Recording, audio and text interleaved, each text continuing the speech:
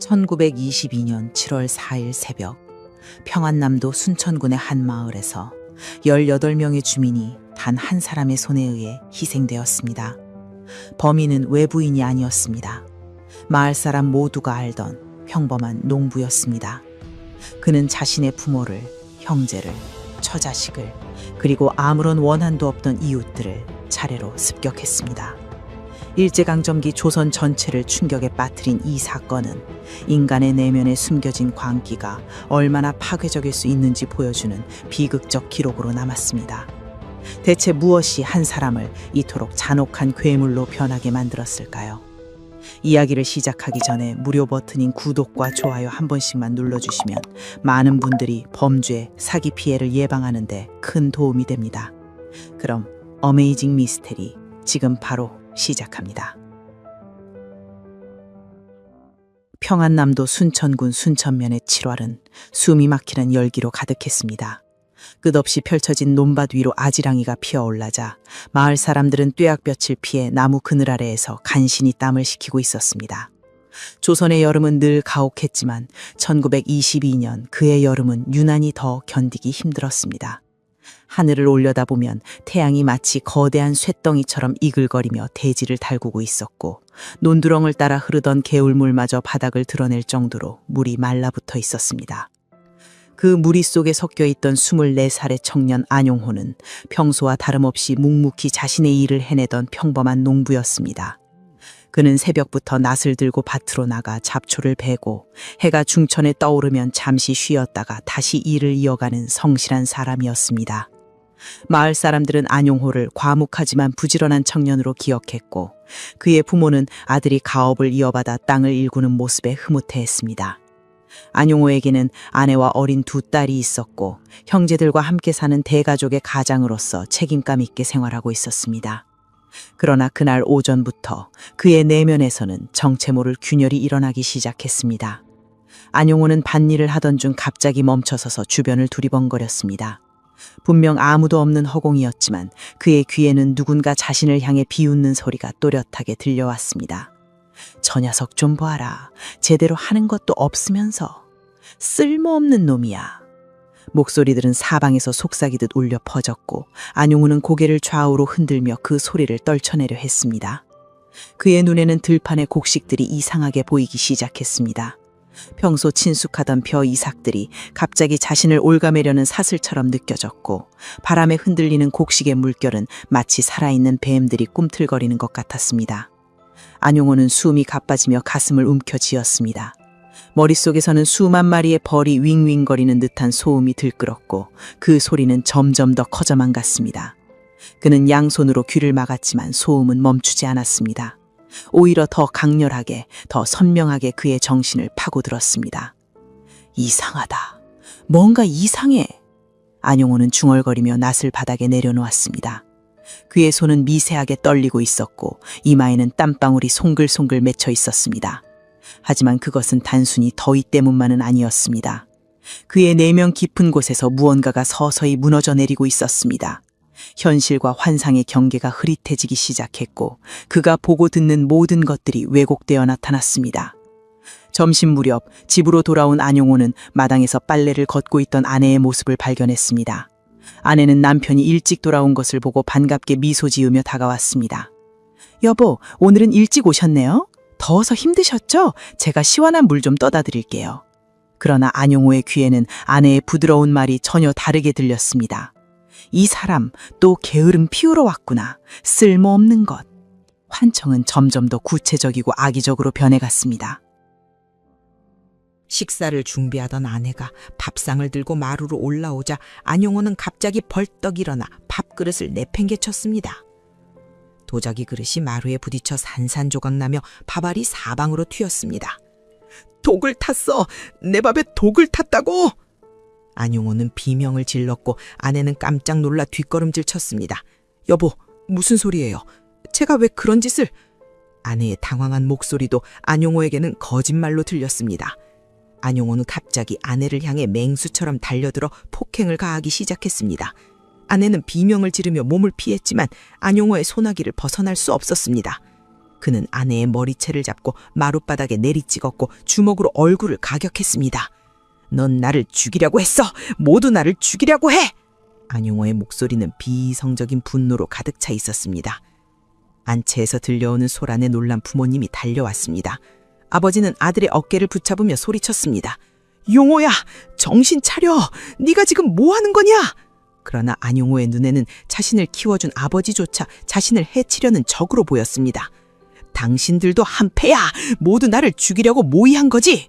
안용호는 아버지를 밀쳐냈고 어머니가 다가오자 그녀까지 거칠게 밀어버렸습니다. 노모는 비틀거리며 마룻기둥에 등을 부딪혔고 고통스러운 신음을 흘렸습니다. 집안은 순식간에 아수라장이 되었습니다. 어린 딸들은 방 안에서 무서워 울음을 터뜨렸고 형수와 조카들도 두려움에 떨며 상황을 지켜보고 있었습니다. 안용호의 눈동자에는 더 이상 가족을 향한 온기가 남아있지 않았습니다. 그 자리에는 오직 광기와 피해 망상원하니 소용돌이치고 있었습니다. 순천의 평화로운 농가는 단숨에 공포의 도가니로 변모했고 아무도 예상하지 못한 비극의 서막이 조용히 열리고 있었습니다. 안용호의 형 성철이 급히 집으로 달려왔습니다. 그는 동생의 난동 소식을 듣고 이웃 몇 명과 함께 온 것이었습니다. 용호야, 진정해. 도대체 무슨 일이냐? 성철의 목소리는 단호했지만 그 속에는 동생을 걱정하는 마음이 담겨 있었습니다. 하지만 안용호에게 형의 목소리는 자신을 억압하려는 위협으로만 들렸습니다. 그는 마당에 놓여있던 괭이를 집어들고 형을 향해 위협적으로 들어 올렸습니다. 오지마! 너도 그들 편이지. 모두 나를 없애려고 작당한 거야! 마을 사람들은 이 광경을 목격하며 경악을 금치 못했습니다. 평소 온순하고 성실하기로 소문난 안용호가 갑자기 이렇게 변할 수 있다는 사실이 믿기지 않았습니다. 몇몇은 그가 더위를 먹었거나 일사병에 걸린 것 아니냐고 속삭였지만 그의 행동은 단순한 신체적 이상 증세를 넘어서는 무언가였습니다. 안용호의 눈빛에는 인간의 이성이 사라지고 그 자리를 정체 모를 공포와 적개심이 채우고 있었습니다. 7월 2일 오후 순천군 순천면의 작은 농가에서 시작된 이 작은 소동은 이틀 후 조선 전체를 뒤흔들 엄청난 비극의 전조였습니다. 하지만 그 순간 그 누구도, 심지어 안용호 자신조차도 자신의 손에 의해 18명의 목숨이 사라질 것이라는 끔찍한 미래를 상상하지 못했습니다. 안용호의 돌발적인 난동은 일시적인 현상이 아니었습니다. 형 성철이 조심스럽게 괭이를 빼앗으려 다가서자 안용호는 더욱 격렬하게 저항하며 뒤로 물러났습니다. 그의 발걸음은 비틀거렸고 눈빛은 초점을 잃은 채 사방을 헤매고 있었습니다. 물러서! 모두 물러서라고! 안용호의 목소리는 쥐어짜는 듯 날카로웠고 그 소리를 들은 이웃집 아낙네들은 두려움에 질려 문뜸으로 상황을 엿보기만 할 뿐이었습니다. 갑자기 안용호는 괭이를 내던지고 마루로 뛰어 올라갔습니다.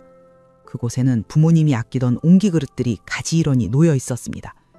장독대에서 막 꺼내온 된장 항아리, 간장독, 그리고 어머니가 정성스럽게 담가둔 김치 항아리까지. 안용호는 주저없이 그것들을 집어들어 마당 바닥으로 내동댕이 쳤습니다.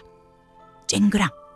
도자기가 깨지는 날카로운 소리가 마을 전체에 울려 퍼졌습니다. 된장과 간장이 흙바닥에 쏟아지며 검붉은 얼룩을 만들었고 그 위로 깨진 항아리 조각들이 흩어졌습니다. 용호야, 제발 그만해. 그건 네 어머니가 1년 내내 공들여 만든 거란 말이다. 아버지의 절규가 터져나왔지만 안용호의 귀에는 들리지 않았습니다. 아니, 들리더라도 그것은 자신을 비난하고 저주하는 소리로만 왜곡되어 전달되었습니다. 안용호는 계속해서 집안의 물건들을 파괴했습니다. 부엌으로 뛰어들어가 그릇들을 쓸어내렸고 방 안으로 들어가서는 이불과 옷바지들을 마구 집어 던졌습니다. 그의 행동은 분노라기보다는 극도의 공포에서 비롯된 것처럼 보였습니다. 안용호는 무언가 보이지 않는 존재로부터 도망치듯 집안을 뛰어다녔고 때로는 허공을 향해 손을 휘저으며 저리 가! 나한테 오지 마! 라고 외쳤습니다. 그의 이마에서는 땀이 폭포처럼 쏟아졌고 숨소리는 점점 더 거칠어졌습니다. 마침내 안용호는 마당으로 뛰쳐나가 귀괴한 괴성을 지르기 시작했습니다. 으아! 그것은 사람의 목소리라고 믿기 힘들 정도로 날카롭고 비정상적인 소리였습니다. 마을의 평온을 단숨에 깨뜨린 그 괴성은 담장을 넘어 이웃집까지 전달되었고 소동을 전해들은 주민들이 하나둘 담벼락 너머로 고개를 내밀기 시작했습니다. 안신의 집에 무슨 일이라도 생긴 게 아닌가? 젊은 사람이 갑자기 왜 저러는 거야? 마을 사람들은 수군거리며 안용호의 집 쪽을 바라보았습니다. 몇몇 용감한 남자들은 담장 가까이 다가가 안을 들여다보았고 그곳에서 광기에 휩싸인 안용호의 모습을 목격했습니다. 그는 마당 한가운데 서서 하늘을 향해 주먹을 휘두르고 있었고 입에서는 알아듣기 힘든 중얼거림이 끊임없이 흘러나왔습니다. 그러나 안용호는 자신을 걱정하는 이웃들의 시선조차 살기 어린 감시로 받아들였습니다. 그의 왜곡된 인식 속에서 담장 너머의 사람들은 자신을 해치려고 모여든 적들이었습니다. 저기 봐! 저들이 모였어! 나를 잡으러 온 거야! 안용호는 마당 한 구석에 놓여있던 낫과 호미를 집어들고 담장을 향해 위협적으로 들어 올렸습니다. 가까이 오면 가만두지 않겠어! 모두 죽여버릴 거야! 그의 위협적인 외침에 담장 너머의 주민들은 황급히 뒷걸음질 컸습니다.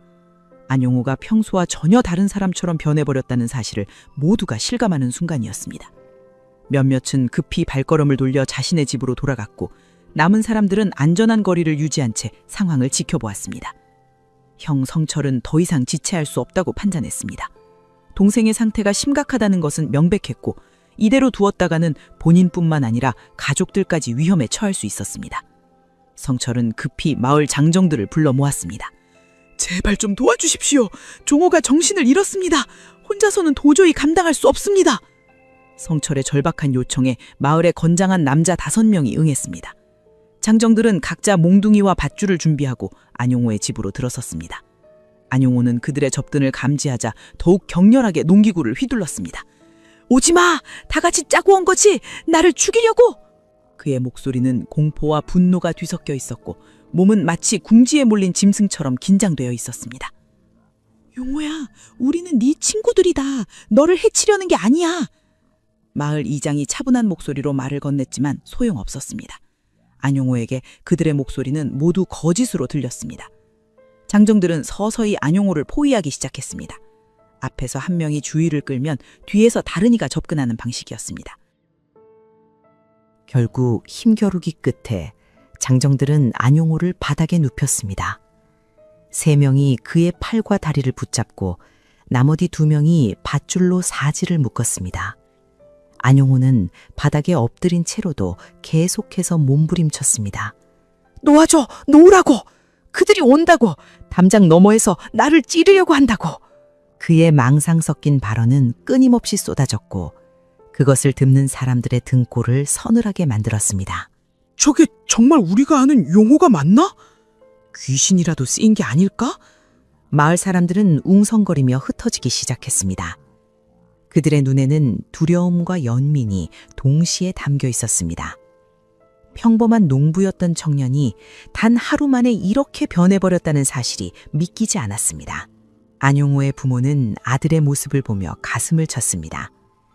어머니는 마루에 주저앉아 통곡했고 아버지는 허공을 바라보며 입술을 꽉 깨물었습니다. 이것이 단순한 더위나 과로 때문이 아니라는 것을 그들은 직감했습니다. 아들의 눈빛에서 더 이상 자신들을 알아보는 빛을 찾을 수 없었기 때문입니다. 당시의 열악한 의료 환경 속에서 정신질환에 대한 이해는 거의 전무했습니다. 마을 사람들은 과학적인 설명 대신 미신적인 해석에 기대기 시작했습니다. 저 젊은이가 귀신에 쓰인 게 아닐까? 무당을 불러 굿이라도 해야 하는 거 아닌가?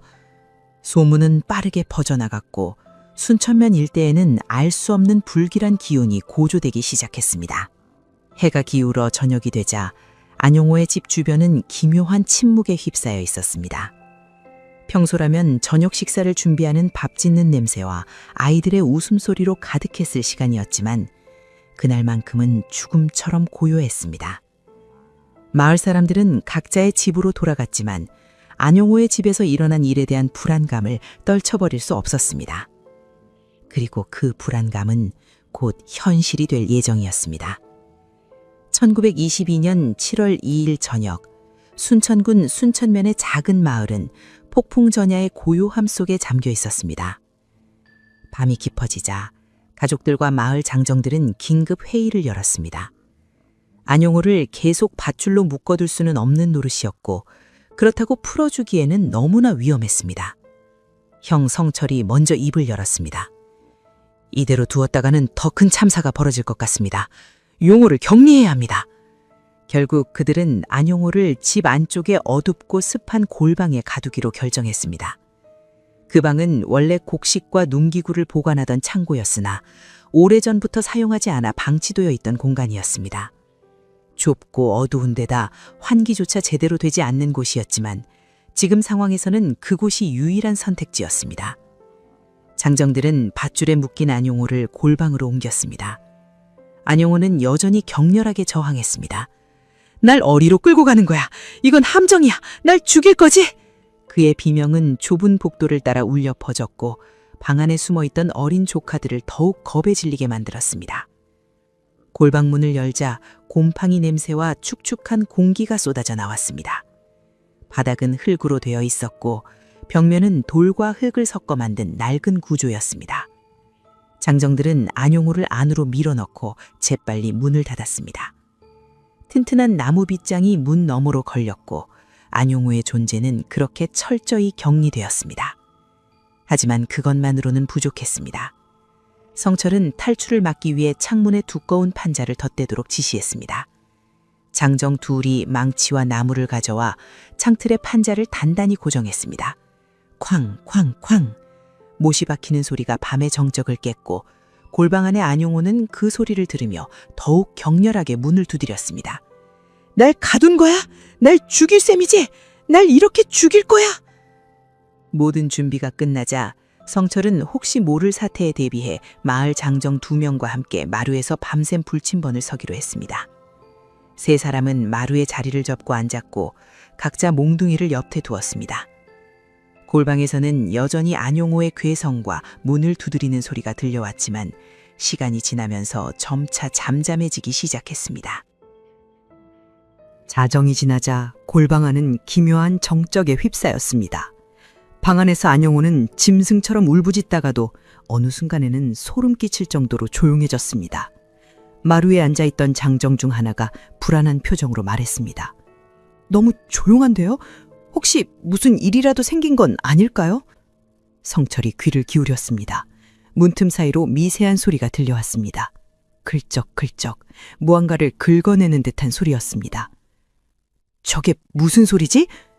장정이 일어서려 하자 성철이 손을 저었습니다. 괜히 자극하지 맙시다. 어차피 그 안에 갇혀 있으니 나올 수 없습니다. 하지만 골방 안의 안용호는 단순히 가만히 있지 않았습니다. 그는 어둠 속에서 자신의 손톱으로 흙벽을 긁어내고 있었습니다. 손톱 밑으로 흙이 파고들고 손끝에서 피가 배어나왔지만 그는 고통을 느끼지 못했습니다. 아니, 느끼더라도 그것은 그를 멈추게 할 만큼 강하지 않았습니다. 안용호는 끝없이 무언가를 중얼거렸습니다. 그들이 온다. 모두 나를 죽이러 온다. 먼저 죽여야 해. 먼저. 그의 중얼거림은 점점 더 구체적이고 체계적으로 변해갔습니다. 자신을 감시하는 모든 이들을 적으로 규정하고 그들을 제거해야 한다는 망상이 머릿속을 가득 채웠습니다. 후에 심리학자들은 이것이 피해 망상이 극대화된 상태에서 나타나는 공격적 사고의 전형적 패턴이라고 분석했습니다. 7월 3일의 낮이 밝았습니다. 햇살이 마을을 비추었지만 안용호의 골방에는 판자로 막힌 창문 때문에 빛이 거의 들어오지 않았습니다. 방 안은 여전히 어둡고 습했으며 안용호는 그 어둠 속에서 계속해서 벽을 긁어냈습니다. 낮 동안 가족들은 골방 문 앞에서 안용호에게 음식과 물을 전달하려 했습니다. 어머니가 밥그릇을 들고 조심스럽게 다가갔습니다. 용호야, 밥 좀 먹어라. 제발 부탁이다. 떨리는 목소리로 말했지만 안용호는 대답 대신 괴성을 질렀습니다. 또 독을 탔지? 나를 죽이려고 썩 물러가! 결국 밥그릇은 문틈으로 밀어 넣어졌고 그는 그것조차 자신을 해치려는 흉계로 받아들였습니다. 하루 종일 그는 아무것도 먹지 않고 물도 마시지 않았습니다. 오후가 되자 골방 안에서는 다시 소름 끼친 정적이 흘렀습니다. 안용호는 탈진했는지 잠시 조용해졌습니다. 마루에서 감시하던 장정들도 지친 기색이 역력했습니다. 밤샘 불침번을 선대다 낮 동안에도 교대로 감시를 이어나가느라 제대로 쉬지 못했기 때문입니다. 저녁이 되자 성철은 새로운 장정 2명을 불러 교대를 시켰습니다. 오늘 밤도 방심하지 마십시오. 무슨 일이 있어도 저 문이 열리지 않도록 해야 합니다. 새로운 장정들은 고개를 끄덕이며 자리를 잡았습니다. 밤이 깊어지자 골방 안의 안용호는 다시 움직이기 시작했습니다. 그는 오후 내내 휴심이 취하며 체력을 회복했고 이제 다시 벽을 긁어내기 시작했습니다. 글쩍글쩍 그 소리는 밤의 정적 속에서 더욱 뚜렷하게 들렸습니다. 안용호는 벽면의 틈새를 발견했습니다. 오래된 흙벽은 여기저기 균열이 있었고 그중 창문 근처의 벽이 특히 약했습니다. 그는 집요하게 그 부분을 긁어내기 시작했습니다. 손톱이 부러지고 손끝에서 피가 흘렀지만 그는 멈추지 않았습니다. 광기가 고통을 압도했고 탈출에 대한 집착이 그를 움직이게 했습니다. 문틈 사이로 새어들어오는 희미한 달빛이 골방 안을 어렴풋이 비추었습니다. 안용호는 그 빛을 보며 아주 세밀하게 탈출의 문간을 계산하고 있었습니다. 그의 머릿속에는 이제 하나의 목표만이 남아 있었습니다. 여기서 나가는 것, 그리고 자신을 가둔 모든 사람들에게 복수하는 것. 마루에 앉아있던 장정들은 긴 하루의 피로에 지쳐 있었습니다. 한 명은 벽에 기대어 졸고 있었고 다른 한 명은 고개를 끄덕이며 간신히 정신을 붙들고 있었습니다. 7월 3일의 마지막 밤, 그것은 그렇게 무겁고 불길한 침묵 속에서 깊어져 갔습니다. 골방 안에서 안용호의 손놀림은 점점 더 빨라졌습니다. 벽의 구멍은 조금씩 그러나 확실하게 넓어지고 있었습니다. 그는 자신의 가냘픈 체구라면 충분히 빠져나갈 수 있을 것이라 계산했습니다. 이제 필요한 것은 단 하나, 감시자들이 깊은 잠에 빠지는 순간이었습니다. 새벽이 다가오고 있었습니다. 그리고 그 새벽은 순천 마을 역사상 가장 참혹한 비극의 시작점이 될 예정이었습니다. 7월 4일 새벽 2시경 자욱한 안개가 순천면 일대의 가옥들을 집어삼키기 시작했습니다.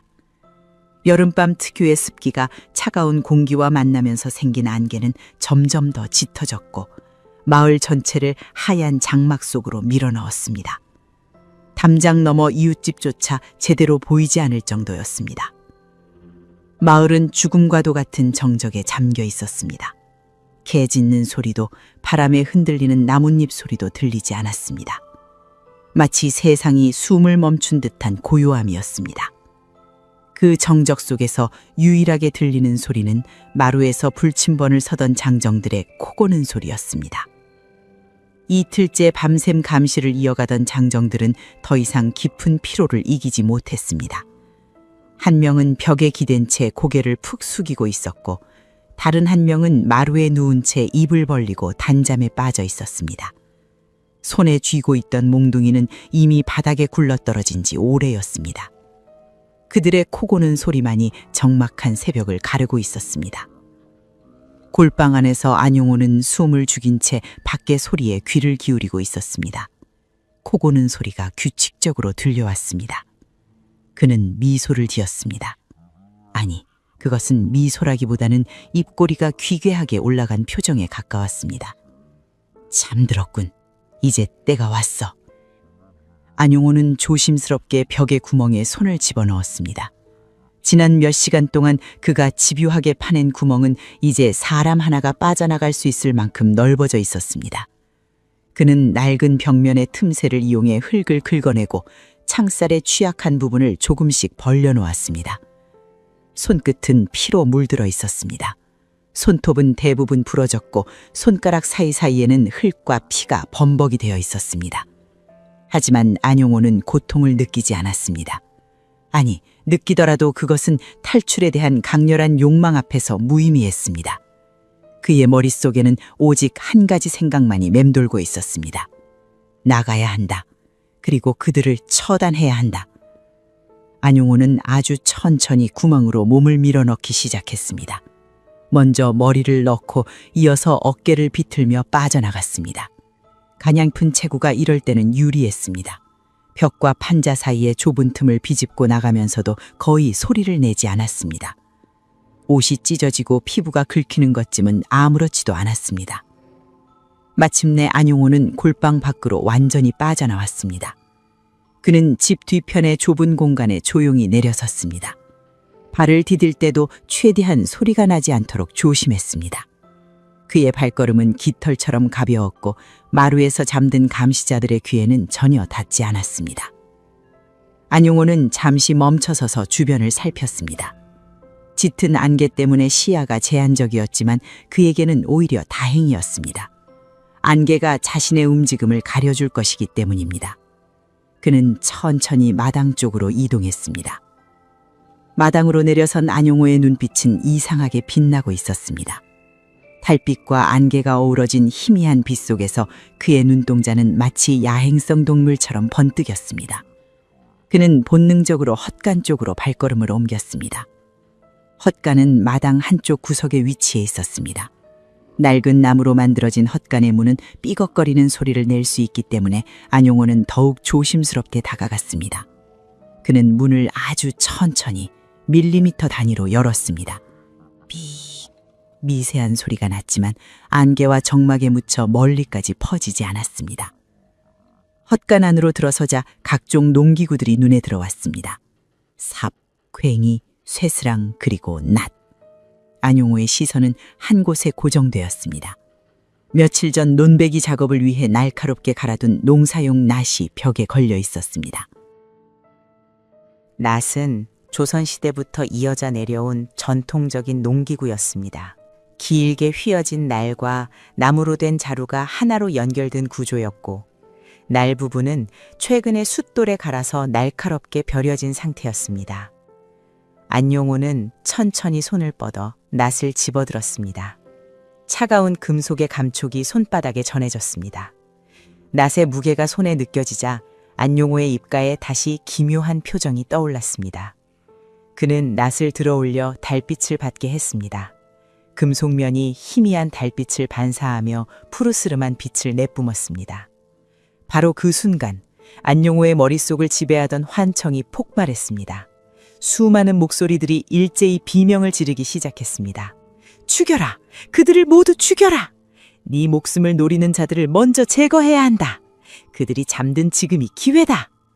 목소리들은 점점 더 선명해졌고 안용호의 이성을 완전히 잠식했습니다. 안용호는 낫을 단단히 움켜쥐었습니다. 그의 손앞귀에 힘이 들어가자 손가락 관절이 하얗게 변했습니다. 그는 헛간을 나와 집 안쪽을 향해 걸어가기 시작했습니다. 발걸음은 느렸지만 확고했습니다. 마치 사냥감을 향해 다가가는 맹수처럼. 안개는 점점 더 짙어졌고 안용호의 실루엣은 그 안개 속으로 서서히 사라졌습니다. 그가 향한 곳은 가족들이 잠든 안채였습니다. 그의 머릿속에서는 환청이 계속해서 명령을 내리고 있었습니다. 모든 살아있는 것들을 처단하라. 그들은 모두 네 적이다. 마루에서 잠든 장정들은 여전히 코를 골고 있었습니다. 그들은 자신들이 지켜야 할 사람이 이미 탈출했다는 사실조차 모른 채 깊은 잠 속에 빠져 있었습니다. 그리고 그 무지는 곧 끔찍한 대가를 치르게 될 예정이었습니다. 1922년 7월 4일 새벽 2시 30분경 순천군 순천면의 한 농가에서 조선 역사상 가장 참혹한 연쇄살인 사건의 막이 조용히 오르고 있었습니다. 안개 속에서 낫을 든 안용호의 그림자는 점점 더 짙어졌고 마을은 여전히 평화로운 잠에 빠져 있었습니다. 하지만 그 평화는 곧 산산조각 날 예정이었습니다. 안용호가 가장 먼저 발을 들인 곳은 자신을 감금했던 주동자인 큰형 성철의 방이었습니다. 형에 대한 뒤틀린 질호와 망상이 머릿속에서 폭발하는 순간이었습니다. 안용호의 왜곡된 인식 속에서 형은 더 이상 자신을 돌봐주던 혈육이 아니었습니다. 그는 자신을 어두운 골방에 가둔 원수였고 자신의 목숨을 노리는 위협이었습니다. 문턱 안쪽에 도착한 안용호는 잠시 멈춰 섰습니다. 문 안쪽에서 미세한 숨소리가 들려왔습니다. 성철과 아내 그리고 어린 조카 둘이 평화롭게 잠들어 있는 소리였습니다. 하지만 안용호의 귀에는 그것조차 위협적인 신호로 들렸습니다. 저들이 자는 척하고 있어. 내가 들어오기를 기다리고 있지. 환청은 계속해서 그를 부추겼습니다. 안용호는 조용히 문을 열었습니다. 여름밤이었기에 문은 잠기지 않은 채 반쯤 열려 있었습니다. 방 안은 어둠에 잠겨 있었고 희미한 달빛만이 창문을 통해 스며들고 있었습니다. 그 빛 속에서 안용호는 형의 윤곽을 확인할 수 있었습니다. 성철은 아내와 아이들 곁에서 깊은 잠에 빠져 있었습니다. 이틀간 동생을 감시하느라 제대로 쉬지 못했던 그는 마침내 얻은 휴식 시간에 완전히 긴장을 풀고 있었습니다. 그는 자신의 동생이 골방을 탈출했다는 사실조차, 그 동생이 지금 자신의 방 안에 서 있다는 사실조차 전혀 알지 못했습니다. 안용호는 낫을 단단히 움켜쥐었습니다. 그의 손아귀에 힘이 들어가자 손가락 관절이 하얗게 변했습니다. 머릿속의 환청은 점점 더 강렬해졌습니다. 지금이야! 주저하지 마! 저자가 먼저 널 죽이려 했어! 안용호는 숨을 깊이 들이마셨습니다. 그리고 낫을 들어 올렸습니다. 순간 성철의 눈이 번쩍 떠올랐습니다. 무언가 이상한 기운을 느낀 것이었습니다. 하지만 그가 상황을 파악하기도 전에 안용호의 낫이 내려왔습니다. 성철은 비명을 지를 틈도 없었습니다. 형의 몸이 경련하듯 떨렸고 곧 축 늘어졌습니다. 옆에서 자던 형수가 이상한 소리에 잠에서 깼습니다. 그녀가 눈을 떴을 때 본 것은 남편 위에 서 있는 시동생의 그림자였습니다. 아니, 그녀가 비명을 지르려는 순간 안용호는 그녀를 향해서도 낫을 휘둘렀습니다. 형수의 비명은 짧게 끊겼고 방 안은 다시 정막에 휩싸였습니다. 구석에서 자던 어린 조카 둘이 어머니의 짧은 비명에 깨어났습니다. 7살과 5살이었던 아이들은 어둠 속에서 무슨 일이 벌어지는지 제대로 파악하지 못했습니다. 엄마? 그 나이가 작은 목소리로 불렀지만 대답은 없었습니다. 안용호는 조카들을 향해 다가갔습니다. 그의 눈에는 이제 인간의 감정이 완전히 사라져 있었습니다. 좁은 방 안은 순식간에 비릿한 혈향으로 가득 찼습니다. 안용호의 옷은 검붉은 흔적으로 젖어 들어갔고 그의 손등에는 따뜻한 액체가 튀어 있었습니다. 그는 자신의 손등에 튀는 온기를 느끼며 기괴한 해방감을 맛보았습니다. 머릿속의 환청이 잠시 조용해졌고 그 순간만큼은 묘한 평온함이 찾아왔습니다. 하지만 그 평온함은 오래가지 않았습니다. 환청은 곧 다시 시작되었습니다. 아직 끝나지 않았어. 더 있어. 그들도 모두 네 적이야. 안용호는 고개를 들어 건너방을 바라보았습니다. 그곳에는 평생 자신을 귀하게 여겼던 노부모가 누워 있었습니다. 안용호는 형해강을 나와 복도를 건넜습니다. 그의 발걸음은 이제 조금도 망설임이 없었습니다. 첫 번째 살인을 저지른 후 그에게 남아있던 마지막 인간성마저 완전히 무너져 내린 것처럼 보였습니다. 낫을 바닥에 끌며 걷는 그의 뒷모습은 더 이상 사람이 아니었습니다. 부모님의 방문 앞에 섰습니다. 이곳 역시 문은 열려 있었습니다. 안용호는 주저없이 안으로 들어갔습니다. 방 안에서는 70평생을 살아온 노부부가 나란히 누워 잠들어 있었습니다. 아버지는 낮 동안의 격한 감정 소모로 지친 듯 깊게 잠들어 있었고 어머니는 자식 걱정에 뒤척이다 이제야 간신히 잠든 상태였습니다. 건너방에서 들려온 미세한 소리에 어머니가 먼저 잠에서 깼습니다. 그녀가 눈을 떴을 때 본 것은 방문 앞에 서 있는 아들의 실루엣이 보였습니다. 형호야? 어머니는 반가운 듯 아들의 이름을 불렀습니다. 아들이 골방에서 나왔다는 사실에 놀라기보다는 정신을 차린 것이 아닌가 하는 희망이 먼저 들었기 때문입니다. 하지만 안용호가 한 걸음 앞으로 나서며 달빛의 윤곽이 드러나는 순간 어머니는 숨이 멎었습니다. 아들의 옷은 검붉은 무언가로 젖어 있었고 손에는 낫이 들려 있었습니다. 형호야, 네가 무슨 짓을... 어머니의 목소리는 떨렸습니다. 아버지도 아내의 떨리는 목소리에 잠에서 깼습니다. 그가 몸을 일으켜 세우려는 순간 안용호가 다가왔습니다. 형호야, 정신 차려! 나는 내 아버지다! 아버지의 절규가 방안을 울렸습니다. 하지만 안용호의 귀에는 그것이 거짓말로 들렸습니다. 거짓말? 모두 거짓말이야! 당신들도 나를 죽이려고 했어! 부모는 아들의 살기 어린 눈빛을 마주하며 이것이 악몽이기를 간절히 바랬습니다. 자신들이 낳고 길러온 아들이 그토록 귀하게 여겼던 막내 아들이 지금 자신들을 향해 흉기를 들고 있다는 현실을 받아들일 수 없었습니다. 형우야, 제발. 어머니가 떨리는 손을 내밀었습니다. 하지만 안용호의 낯질에는 일말의 망설임도 없었습니다. 그의 머릿속에서는 환청이 계속해서 명령을 내리고 있었습니다. 저들도 적이야. 모두 죽여야 해. 부모님의 신음은 짧게 들렸다가 안기 낀 새벽 공기 속으로 흩어졌습니다. 안용호는 방 안에 잠시 서 있었습니다. 그의 숨소리가 거칠게 들렸습니다. 손에 든 낫에서는 붉은 액체가 방울방울 떨어져 바닥을 적셨습니다. 한때 사랑으로 가득했던 안용호의 집은 단 몇 분 만에 지옥의 입구로 변해 있었습니다. 그러나 안용호의 광기는 여기서 멈추지 않았습니다. 머릿속의 환청은 더욱 강렬해졌습니다.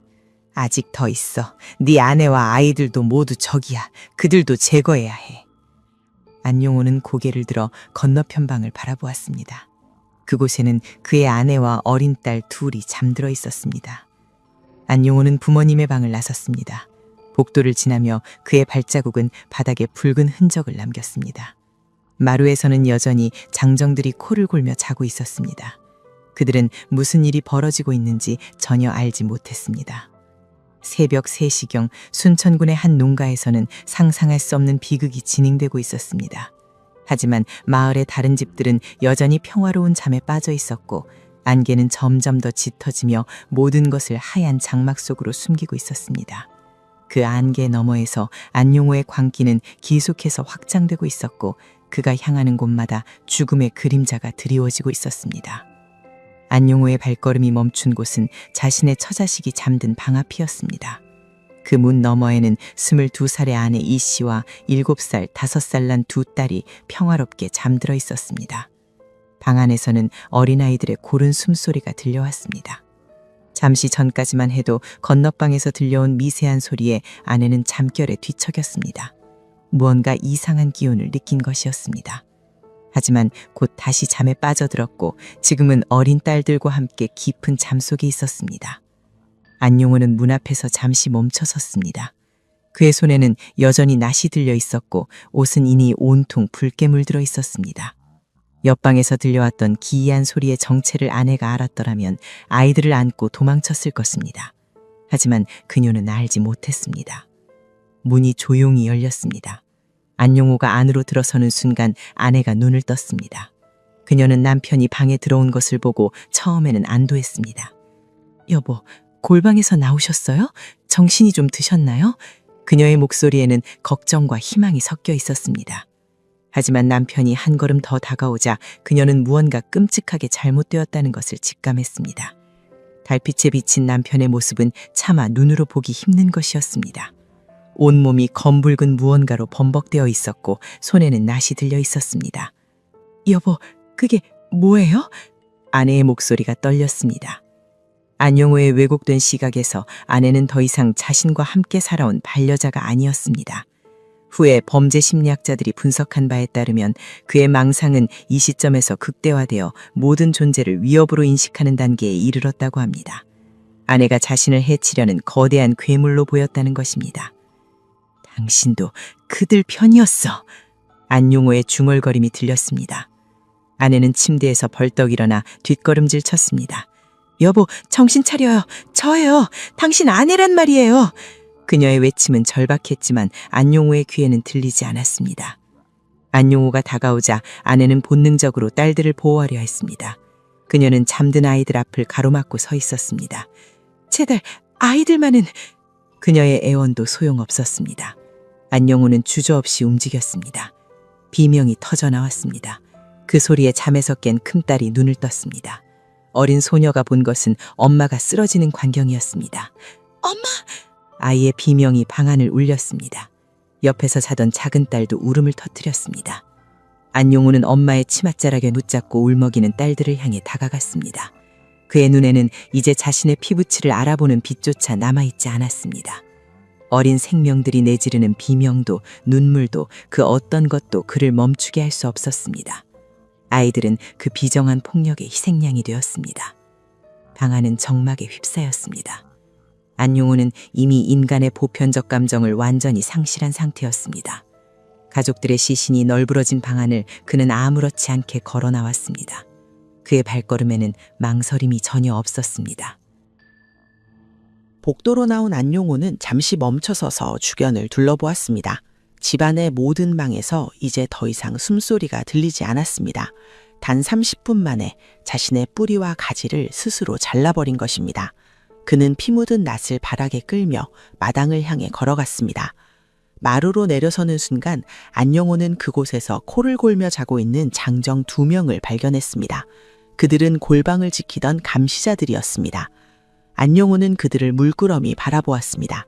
잠시 망설이는 듯 했으나 곧 마음을 바꾼 듯 그냥 지나쳤습니다. 머릿속의 목소리는 이제 더 큰 목표를 제시하고 있었습니다. 밖으로 나가. 그들이 밖에 있어. 담장 너머에 그들을 모두 제거해야 해. 안영호는 마당으로 내려섰습니다. 새벽 3시 30분경이었습니다. 안개는 여전히 짙었고 마을은 고요했습니다. 그는 마당을 가로질러 대문을 향해 걸었습니다. 발걸음은 느리지만 확고했습니다.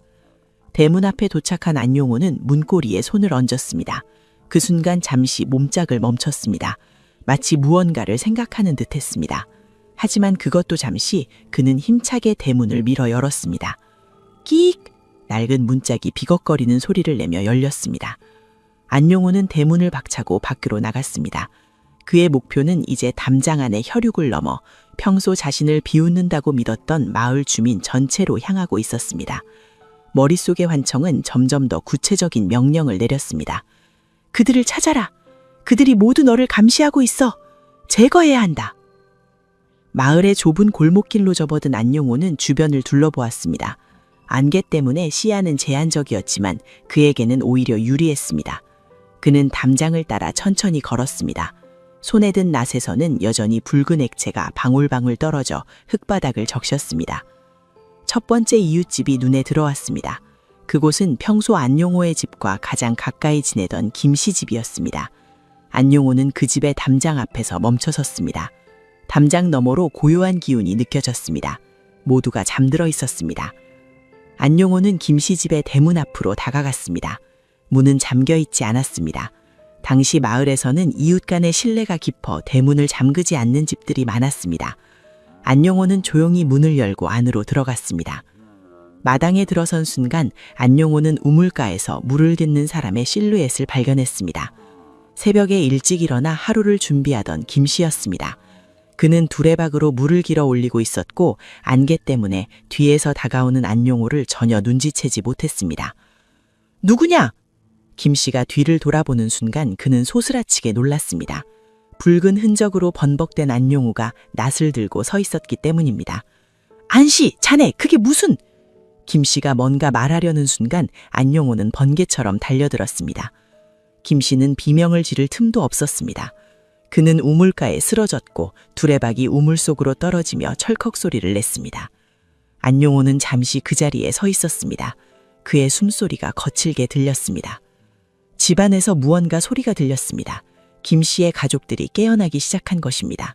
하지만 안용호는 그곳에 더 머물지 않았습니다. 그는 다시 대문을 나와 골목길로 향했습니다. 머릿속의 목소리는 계속해서 다음 목표를 제시했습니다. 더 있어. 더 많이 있어. 모두 제거해야 한다. 1922년 7월 4일 새벽 순천군 순천면의 골목길엔 핏빛 안개의 공포가 번지기 시작했습니다.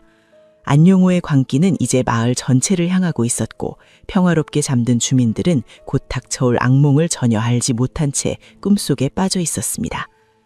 김씨 집을 나온 안용호는 골목길을 따라 천천히 걸어갔습니다.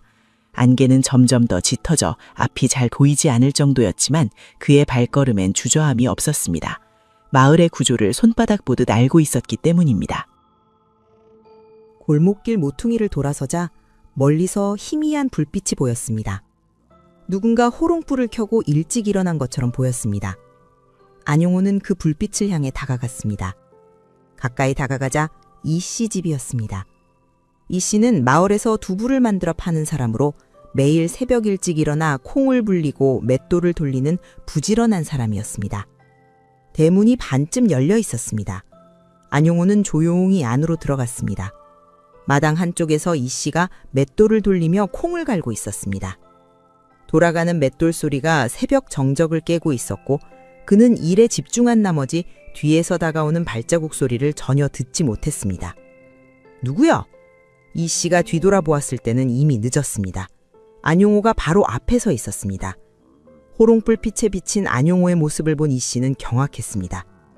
안서방, 그게 무슨...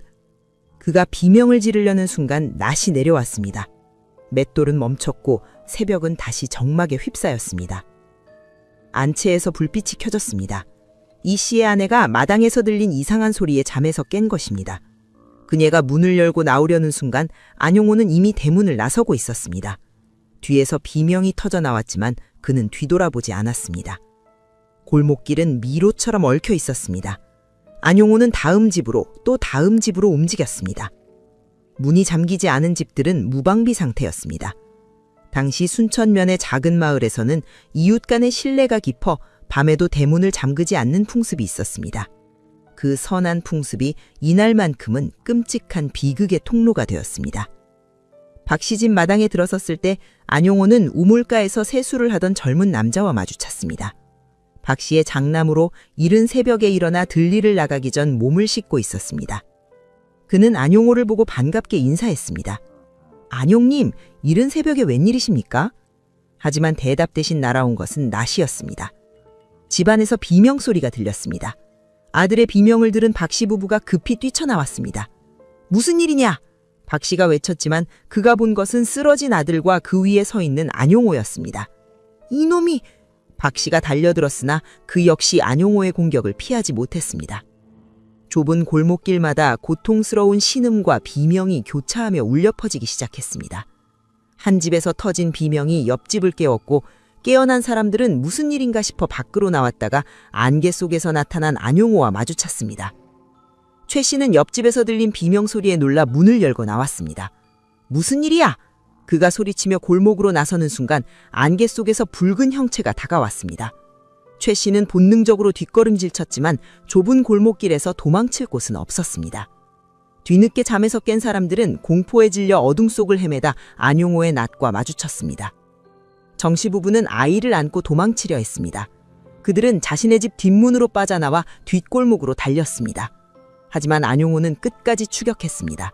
그는 도망치는 사람들의 뒤를 쫓아 골목길을 달렸고 넘어진 사람들에게는 확인 사살을 저지르는 잔혹함을 보였습니다. 새벽 4시가 되자 마을 전체가 혼란에 빠졌습니다. 곳곳에서 비명이 터져 나왔고 사람들은 무슨 일이 벌어지는지도 모른 채 공포에 쌓였습니다. 안개 때문에 시야가 제한되어 어디서 위협이 오는지조차 파악할 수 없었습니다. 귀신이다! 마을에 역귀가 들었다! 공포에 질린 주민들은 비명을 지르며 뿔뿔이 흩어졌습니다. 어떤 이들은 집 안으로 도망쳐 문을 걸어 잠갔고 어떤 이들은 마을 밖으로 도망치려 했습니다. 하지만 안개 낀 골목길은 미로 같았고 어디로 가야 할지 방향조차 잡을 수 없었습니다. 강 씨는 자신의 집 다락방에 숨었습니다. 그는 다락 입구를 막고 숨죽이며 밖에 소리를 들었습니다. 골목에서 안용호의 발소리가 들렸고 그 소리는 점점 가까워졌습니다. 강 씨는 숨을 죽였습니다. 땀이 얼굴을 타고 흘러내렸지만 움직일 수 없었습니다. 안용호의 발소리가 집 앞에서 멈췄습니다. 문을 여는 소리가 들렸습니다. 강 씨의 심장은 터질 듯 뛰었습니다. 안용호가 집안을 돌아다니는 소리가 들렸습니다. 방문을 여는 소리, 마루를 걷는 소리. 그러다 마침내 발소리가 멀어졌습니다. 안용호가 다른 집으로 간 것이었습니다. 강 씨는 안도의 한숨을 내쉬었지만 여전히 다락에서 나올 엄두를 내지 못했습니다. 안용호의 발걸음이 지나간 자리마다 순천의 흙바닥은 붉게 젖어들었습니다. 골목길 여기저기에는 도망치다 쓰러진 주민들이 즐비했고 집 앞에서, 마당에서, 골목 모퉁이에서 신음소리가 들렸습니다. 안개 낀 새벽은 피비린내 섞인 비극의 소용돌이 속으로 속절없이 빠져들고 있었습니다. 윤 씨는 아내와 함께 뒷산으로 도망쳤습니다. 그들은 맨발로 산길을 올라가며 뒤를 돌아보았습니다. 마을은 안개에 덮여 있었고 그 안개 속에서 간간히 비명이 들려왔습니다. 대체 무슨 일이 벌어지고 있는 거요? 윤 씨 아내가 떨리는 목소리로 물었지만 윤 씨도 대답할 수 없었습니다. 새벽 4시 30분경 마을의 동쪽 끝에서 서쪽 끝까지 안용호의 광기가 휩쓸고 지나갔습니다. 그가 습격한 집은 10곳이 넘었고 그가 마주친 사람들 중 살아남은 이는 거의 없었습니다. 가족의 이름을 부르며 통곡하는 소리가 안개를 뚫고 하늘로 치솟았습니다. 일제강점기 조선을 통틀어 이토록 짧은 시간에 한 개인이 저지른 대량 살상은 전례가 없는 일이었습니다. 그 현장은 차마 눈을 뜨고 볼 수 없는 처참한 생지옥 그 자체였습니다. 평화롭던 순천면의 작은 마을은 단 2시간 만에 죽음의 골짜기로 변해버렸습니다. 그의 움직임은 이제 조금씩 느려지기 시작했습니다. 2시간이 넘게 쉬지 않고 움직인 데다 광기에 휩싸여 제대로 먹지도 자지도 못한 상태였기 때문입니다. 하지만 그의 눈빛에는 여전히 살기가 어려 있었고 손에 든 낫은 여전히 위협적이었습니다. 동쪽 하늘이 조금씩 밝아오기 시작했습니다. 긴 악몽 같은 밤이 끝나가고 있었습니다. 하지만 이 비극은 아직 끝나지 않았습니다. 마을 사람들은 이제야 무슨 일이 벌어졌는지 깨닫기 시작했고 분노와 공포가 뒤섞인 함성이 여기저기서 터져나오기 시작했습니다. 새벽 5시경 사건 발생 1시간 만에 순천면 전체는 거대한 공포의 장으로 변했습니다. 곳곳에서 비명과 통곡 소리가 들려왔고 마을은 말 그대로 아비규환이었습니다. 살아남은 주민들이 하나둘 집 밖으로 나오기 시작하면서 비로소 참혹한 현실이 드러났습니다. 피해 규모는 믿기 힘든 숫자를 기록하고 있었습니다. 안용호의 집에서만 7명, 이웃집들에서 11명, 총 18명이 그의 손에 희생되었습니다. 그중 즉사한 사람이 8명, 중상을 입고 신음하는 사람이 10명이었습니다. 후에 작성된 수사 기록에는 이 숫자가 정확히 명시되어 있습니다. 안용호는 정체모를 환청에 시달리며 주변의 모든 주민이 자신을 잡으러 온 자객이나 괴물이라고 믿었다고 전해집니다. 그의 왜곡된 인식 속에서 평화로운 마을 사람들은 모두 적이었고 제거해야 할 대상이었습니다. 이러한 극단적 피해 망상이 어떻게 이토록 참혹한 결과를 낳았는지 당시 사람들은 이해할 수 없었습니다. 해가 떠오르자 안개가 서서히 걷히기 시작했습니다. 그리고 그 안개 뒤에 숨겨져 있던 끔찍한 광경이 하나둘 드러났습니다. 골목길 여기저기에는 도망치다 쓰러진 주민들이 누워 있었고 마당에는 피로 얼룩진 흔적들이 남아 있었습니다. 가족의 이름을 부르며 통곡하는 소리가 마을 곳곳에서 터져나왔습니다. 아버지! 아버지! 엄마! 제발 정신 차려요! 부상자들을 발견한 가족들의 절규가 하늘을 찔렀습니다. 어떤 이들은 이미 숨진 가족을 붙잡고 울부짖었고 어떤 이들은 중상을 입은 가족을 부축하며 도움을 청했습니다.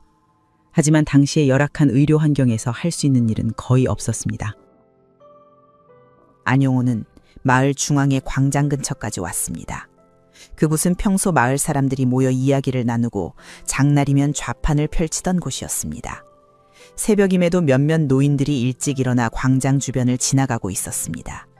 70이 넘은 한 노인이 지팡이를 짚고 걷다가 안용호와 마주쳤습니다. 노인은 안용호의 모습을 보고 깜짝 놀랐습니다. 이게 무슨 안씨 떼가들 아니가? 하지만 안용호는 대답 대신 노인을 향해 다가갔습니다. 노인은 황급히 뒷걸음질 쳤지만 지팡이에 의지해야 하는 몸으로는 도망칠 수 없었습니다. 광장 반대편에서 물동이를 이고 가던 안항대가 이 광경을 목격했습니다. 그녀는 비명을 지르며 물동이를 내팽개치고 도망쳤습니다. 물동이가 바닥에 떨어져 깨지는 소리가 광장에 울려 퍼졌고 그 소리에 주변의 사람들이 모여들기 시작했습니다. 저기 저 사람이다! 안씨네 막내 아들이 미쳤다! 사람들의 외침이 들렸습니다. 살아남은 시민들이 하나둘 광장 주변으로 모여들었습니다. 그들은 안용호가 저지른 끔찍한 일을 이제야 깨닫기 시작했고 공포와 분노가 뒤섞인 감정이 폭발했습니다. 마을이장이 급히 달려왔습니다. 모두 무기를 들어라! 저 미친놈을 막아야 한다! 이장의 외침에 장정들이 움직이기 시작했습니다. 그들은 집에서 농기구를 들고 나왔습니다. 삽, 괭이, 쇠스랑, 몽둥이, 손에 잡히는 대로 무기를 챙긴 주민들이 광장으로 모여들었습니다. 하지만 안용호는 여전히 위협적이었습니다.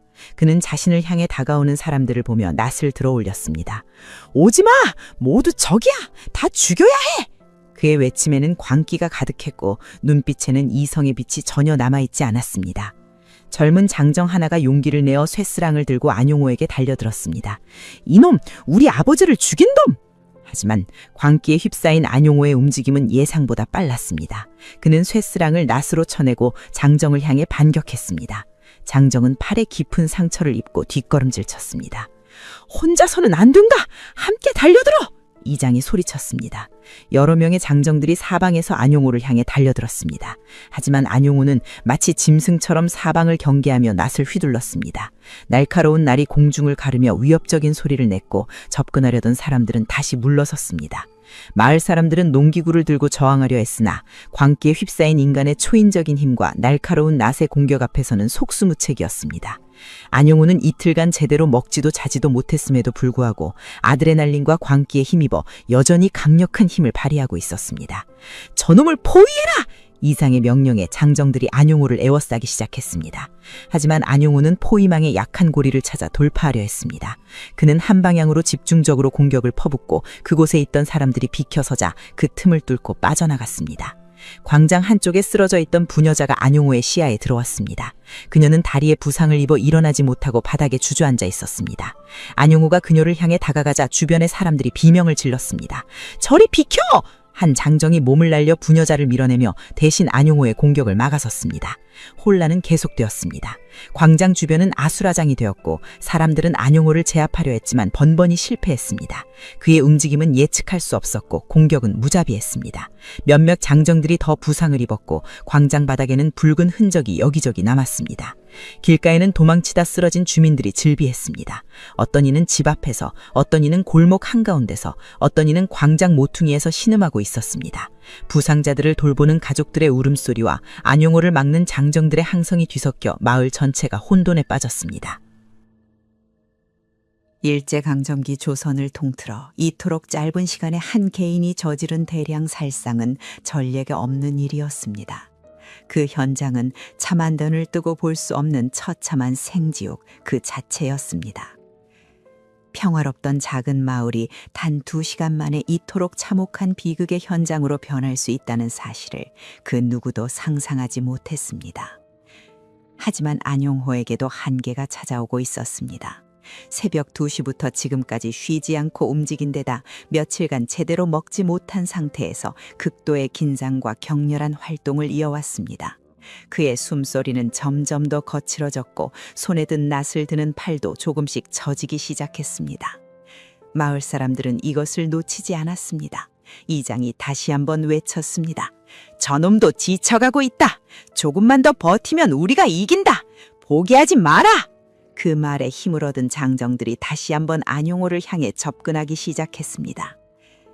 태양이 완전히 떠올랐습니다. 새로운 하루가 밝았지만 순천면 마을에는 희망 대신 절망과 공포만이 가득했습니다. 그리고 이제 마을 사람들과 안용호 사이에 마지막 대결이 시작되려 하고 있었습니다. 새벽 5시가 넘어가자 주변 마을에서도 소식을 듣고 장정들이 달려오기 시작했습니다. 순천면 인근의 청년들과 장정들이 몽둥이, 쇠갈퀴, 삽 등을 들고 속속 모여들었습니다. 이제 안용호를 둘러싼 사람들은 수십 명에 달했습니다. 중과 부적이다! 이제 저놈도 끝이야! 누군가 외쳤습니다. 하지만 장정들의 얼굴에는 여전히 두려움이 가득했습니다. 안용호가 지난 몇 시간 동안 보여준 광기와 잔혹함을 목격한 그들은 함부로 접근할 수 없었습니다. 안용호는 마을 광장 한가운데 서서 사방을 경계하고 있었습니다. 그를 둘러싼 장정들은 원형으로 포위망을 형성했지만 아직 누구도 먼저 달려들지 못했습니다. 팽팽한 긴장감이 광장을 지배했습니다. 저놈을 살려둘 수 없다! 가족을 잃은 한 남자가 분노에 찬 목소리로 외쳤습니다. 우리 아내와 아이를 죽인 놈을 어떻게 살려두겠느냐!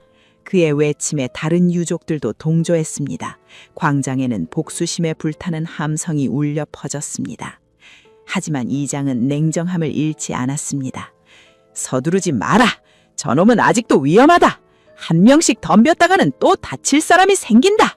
함께 움직여라! 이장의 말에 장정들은 서로 눈빛을 교환하며 호흡을 맞췄습니다. 안용호는 피 묻은 낫을 든 채 괴성을 지르기 시작했습니다. 오지 마! 모두 죽여버릴 거야! 가까이 오면 모두 죽이겠어! 그의 목소리는 갈라져 있었고 몸은 탈진으로 흔들리고 있었지만 눈빛만은 여전히 광기로 가득했습니다. 동쪽에서부터 천천히 좁혀라! 이장이 지시했습니다. 동쪽의 장정들이 한 걸음씩 앞으로 나아가기 시작했습니다. 안용호는 그쪽을 향해 낫을 휘둘렀습니다. 오지 마! 하지만 장정들은 물러서지 않았습니다. 대신 서쪽에서도 장정들이 접근하기 시작했습니다. 포위망이 점점 좁아졌습니다. 안용호는 사방을 둘러보며 탈출구를 찾으려 했습니다. 하지만 어디를 봐도 사람들 뿐이었습니다. 그의 숨소리는 점점 더 거칠어졌고 땀이 얼굴을 타고 흘러내렸습니다. 지금이다! 이장의 외침과 함께 네 방향에서 동시에 장정들이 달려들었습니다. 안용호는 낫을 휘둘렀지만 사방에서 쏟아지는 공격을 모두 막아낼 수는 없었습니다. 한 장정이 뒤에서 몽둥이로 안용호의 다리를 쳤습니다. 안용호가 비틀거렸습니다. 그 순간을 놓치지 않고 다른 장정이 쇠갈퀴로 안용호의 판을 걸었습니다. 낫을 든 손이 제압되자 앞에서 2명의 장정이 동시에 달려들어 안용호의 바닥으로 눕혔습니다. 눌러! 꼼짝 못하게 눌러! 이장이 소리쳤습니다. 안용호는 바닥에 처박힌 채로도 격렬하게 저항했습니다. 놓아! 놓으라고! 그들이 온다! 모두 적이야! 그는 거품을 물며 짐승 같은 소리를 내지르며 몸부림쳤습니다. 3명의 장정이 그의 팔과 다리를 붙잡았지만 그의 힘은 여전히 강했습니다. 밧줄을 가져와 누군가 외쳤습니다. 곧 밧줄이 전달되었고 장정들은 안용호의 사지를 단단히 묶기 시작했습니다. 안용호는 계속해서 저항했습니다. 풀아, 이놈들아, 나를 죽이려고 하는구나. 먼저 죽여버릴 거야. 밧줄이 팔목과 발목을 감았습니다. 1바퀴, 2바퀴, 3바퀴. 장정들은 절대 풀리지 않도록 단단히 묶었습니다. 안용호의 손가락에서는 여전히 피가 흘렀습니다. 골방벽을 긁어낼 때 생긴 상처였습니다. 손톱은 거의 다 부러져 있었고 손가락 사이사이에는 흙과 피가 엉켜 있었습니다. 일으켜 세워라. 이장의 명령에 장정들이 안용호를 일으켜 세웠습니다. 그의 몸은 여전히 격렬하게 떨렸고 입에서는 알아듣기 힘든 중얼거림이 계속 흘러나왔습니다. 모두 적이야. 죽여야 해. 그들이 온다. 광장에 모인 주민들은 포박된 안용호를 바라보았습니다. 어떤 이들의 눈에는 안도감이, 어떤 이들의 눈에는 분노가, 또 어떤 이들의 눈에는 형언할 수 없는 슬픔이 담겨 있었습니다. 단 몇 시간 만에 18명의 목숨을 앗아간 사람이 바로 눈앞에 서 있었습니다. 경찰을 불렀나? 이장이 물었습니다. 예, 이미 전갈이 갔습니다. 곧 순천 경찰서에서 순사들이 올 것입니다. 한 주민이 대답했습니다. 당시에는 통신수단이 발달하지 않아 직접 사람을 보내 소식을 전해야 했습니다. 잠시 후 말을 탄 순사 2명이 광장에 도착했습니다. 그들은 현장의 참혹함에 말을 잇지 못했습니다. 광장 주변에는 부상자들이 누워 있었고 곳곳에 붉은 흔적이 남아 있었습니다. 골목 안쪽에서는 여전히 통곡 소리가 들려왔습니다. 이자가 범인입니까? 순사 중 하나가 물었습니다. 그렇습니다. 안용호라는 자입니다. 자기 가족과 이웃 주민들을 무차별로 공격했습니다. 이장이 대답했습니다. 순사는 안용호를 살펴보았습니다. 안용호의 옷과 몸에 묻은 붉은 흔적들은 그가 얼마나 잔혹한 새벽을 보냈는지를 증명하고 있었습니다. 즉시 압송하겠습니다. 순사가 말했습니다. 하지만 그날의 군중 속에서 반발이 터져 나왔습니다. 저놈을 그냥 보낼 수는 없소. 우리 손으로 직접 처단해야 호. 가족을 잃은 유족들의 목소리였습니다. 진정하십시오. 순사가 군중을 향해 손을 들었습니다. 법에 따라 처리될 것입니다. 여러분이 직접 손을 대면 여러분도 처벌받게 됩니다. 순사의 말에 군중은 웅성거렸지만 결국 물러섰습니다. 포박된 안용호는 순사들에게 인계되었습니다. 그를 바라보는 유족들의 눈에는 형언할 수 없는 증오가 가득했습니다. 어떤 이는 주먹을 불끈 쥐었고 어떤 이는 고개를 돌려 차마 그를 볼 수 없다는 듯 눈을 감았습니다. 안용호는 끌려가면서도 계속해서 중얼거렸습니다. 그들이 온다. 모두 적이야. 죽여야 해. 그의 눈빛에는 여전히 광기 어린 핏발이 서 있었습니다. 이성은 완전히 무너진 상태였고 자신이 무슨 일을 저질렀는지조차 제대로 인식하지 못하는 것처럼 보였습니다. 광장에 남은 사람들은 허탈한 표정으로 서 있었습니다. 범인은 잡혔지만 잃어버린 가족들은 돌아오지 않았습니다. 태양은 높이 떠올랐지만 순천면 마을에는 여전히 어둠이 드리워져 있었습니다. 부상자들을 치료하기 위한 움직임이 시작되었습니다. 하지만 당시의 열악한 의료 환경에서 할 수 있는 일은 거의 없었습니다. 중상을 입은 10명 중 몇 명은 결국 그날 안에 숨을 거두게 됩니다. 최종 사망자 수는 8명에서 더 늘어날 예정이었습니다. 1922년 7월 4일 오전 순천면의 평화는 완전히 산산조각났습니다.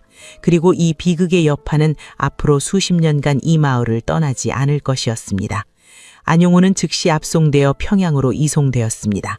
당시 조선 전역을 뒤흔든 연쇄 살인범으로서 그는 특별조사 대상이 되었고 일제경찰은 사건의 전말을 파악하기 위해 집중적인 조사에 착수했습니다.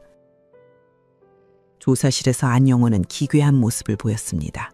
어떤 때는 멍하니 허공을 바라보며 아무 말도 하지 않았고 어떤 때는 갑자기 벌떡 일어나 그들이 온다, 저기 있어 라며 소리를 질렀습니다.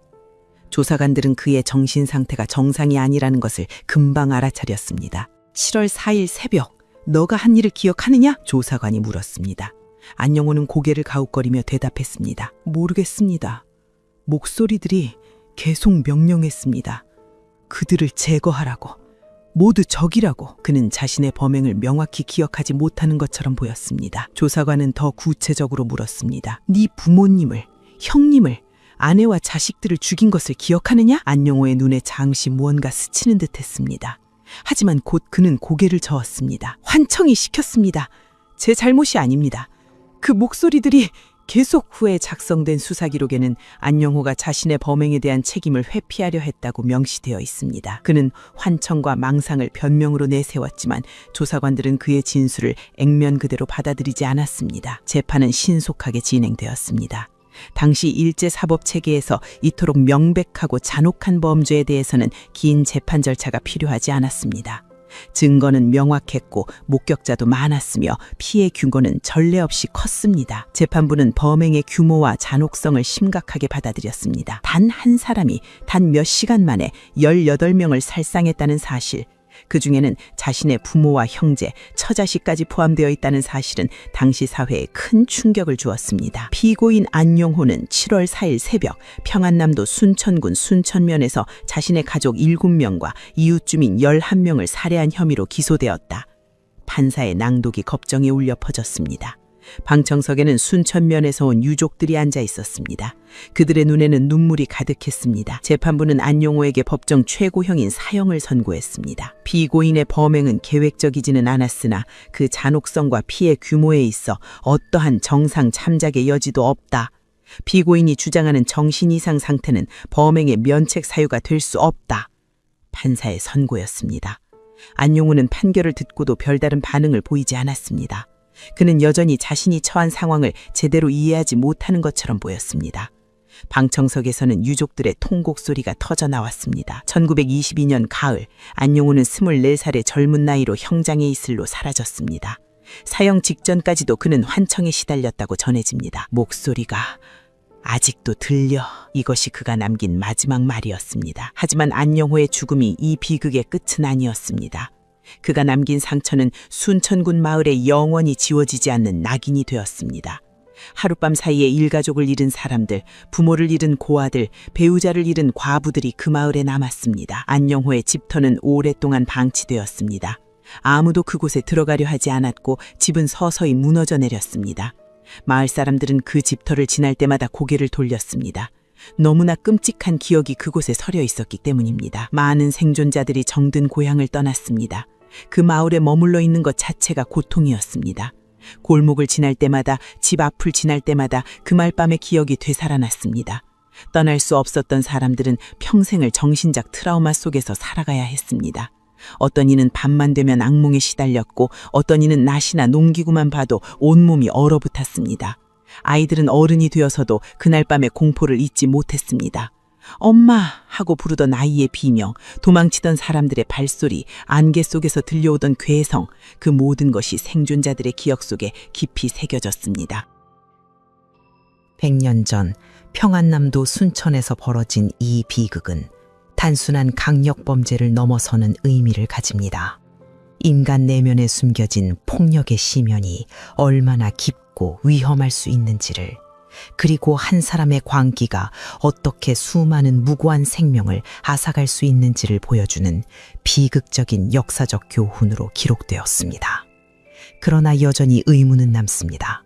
안용호는 정말로 환청과 망상에 시달렸던 것일까요? 아니면 그것은 책임을 회피하기 위한 변명이었을까요?